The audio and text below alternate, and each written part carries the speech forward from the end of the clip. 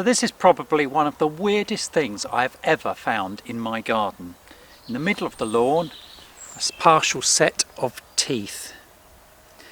So we're going to use some tracking skills, maybe some technology, and try and work out who these belong to and a little bit more of the story behind them.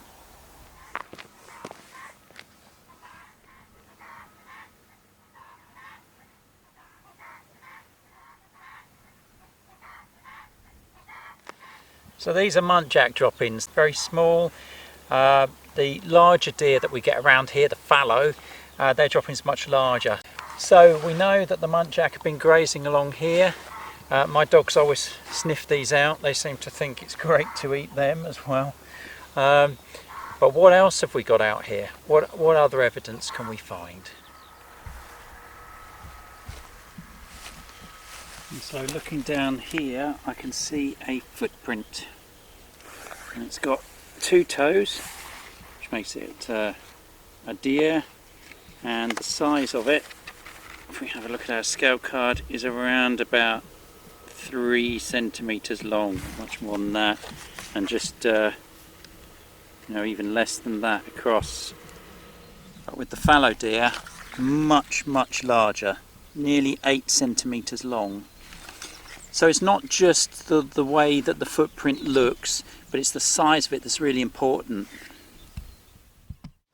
So is there anything that we can learn just from a fragment of jaw like this? Well, surprisingly quite a lot.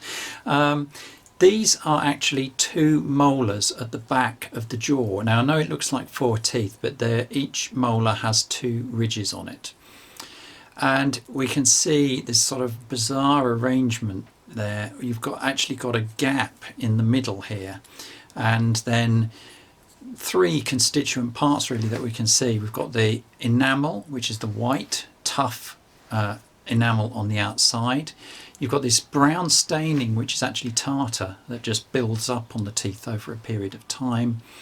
And then right in the middle is a brown ridge, which is the dentine. That's the slightly softer material in the centre of the tooth.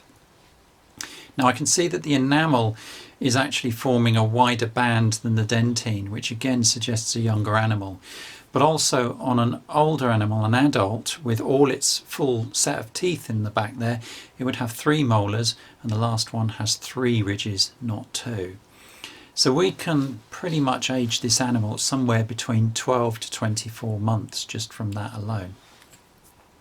So I'm interested to know, are these animals still out there? Are they roaming around at the moment? We're going to have to do a bit more field work to find that out, and that's going to involve going out at night.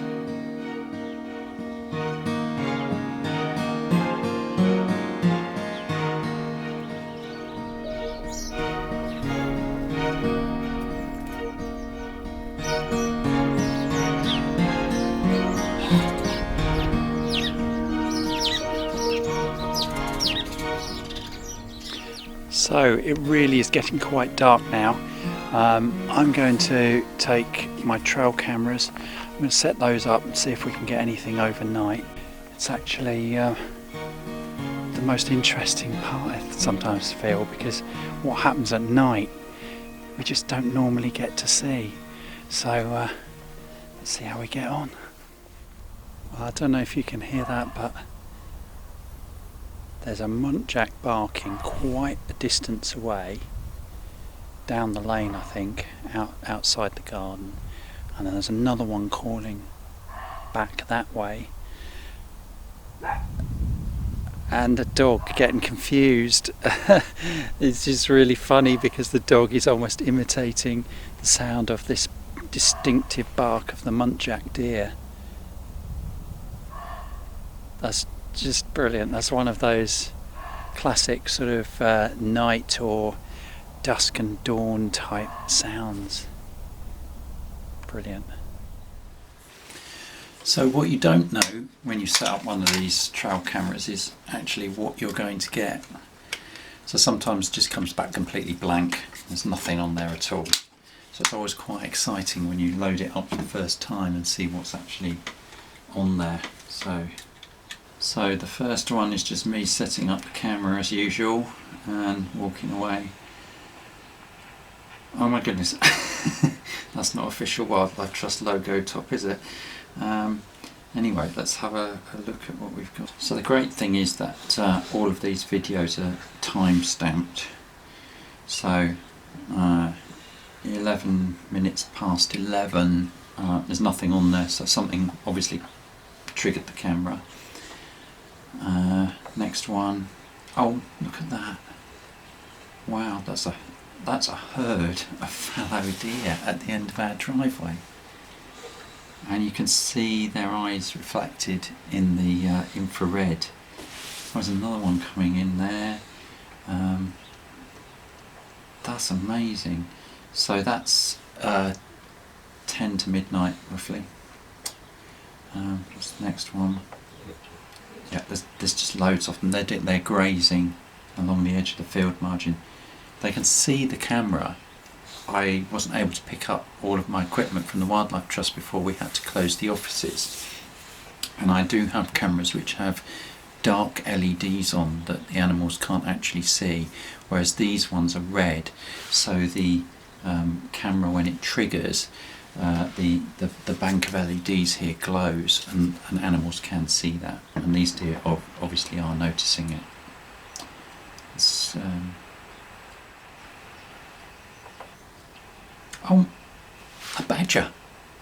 A badger! Now, I have never seen a badger near our house. I know that they're around in the parish. I've never seen one this close. That is fantastic. And we have hedgehogs as well. It's great. We've got both. Brilliant. That's quite nice because you can see a young one there on the edge of the hedgerow, and the adults just moving off, but you can see the difference in size. So this one is, yeah, this is a young one. So from the chance discovery of a couple of teeth in my garden, I found the tracks and signs of 2 species of deer. We've set up the cameras and we've seen a whole herd of fallow just at the end of the driveway, and that discovery of a badger. So, did this little deer meet an unfortunate end out there? Was this scavenged by a fox and brought back? I'll probably never know how it got into my garden, but at least I know about the animals that are out there now.